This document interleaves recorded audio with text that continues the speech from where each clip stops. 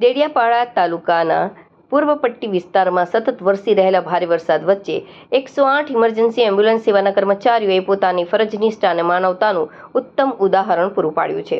જ્યારે કુદરત સામે રસ્તા બંધ થઈ જાય ત્યારે પણ માનવતા પોતાનો માર્ગ શોધી લે છે, તે આ ટીમે સાબિત કરી બતાવ્યું છે। ભારે વરસાદના કારણે ગ્રામ્ય વિસ્તારના માર્ગો બિસ્માર અને કાદવમય બની ગયા હતા। વાહન વ્યવહાર સંપૂર્ણપણે ઠપ થઈ જતા 108 એમ્બ્યુલન્સ દર્દીના ઘર સુધી પહોંચી શકે તેમ નહોતી।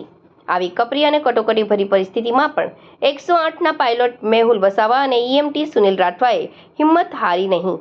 દર્દીનો જીવ બચાવવો વધુ જરૂરી હોવાથી બંનેએ ગમે તે ભોગે દર્દી સુધી પહોંચવાનો મક્કમ નિર્ણય લીધો હતો। એમ્બ્યુલન્સ આગળ જઈ શકે તેમ ન હોવાથી બંને કર્મચારીઓએ તાત્કાલિક દેશી જુગાડથી ઝોલી તૈયાર કરી હતી। દર્દીને ઝોલીમાં બેસાડીને ધોધમાર વરસાદ અને ઘૂંટણસમા કાદવ કીચડ વચ્ચે પગપાળો લાંબો અને અત્યંત મુશ્કેલી ભર્યો રસ્તો પાર કર્યો હતો।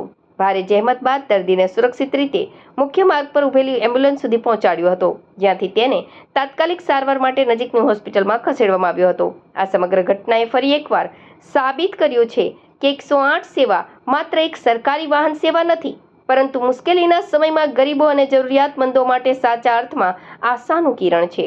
ડેડિયાપાડાની 108 ટીમની આ સમર્પિત, સાહસિક અને માનવતાવાદી કામગીરીને સ્થાનિક ગ્રામજનોએ મુક્ત કંઠે બિરદાવી હતી અને બંને કોરોના વોરિયર્સ સમાન કર્મચારીઓની પ્રશંસા કરી હતી।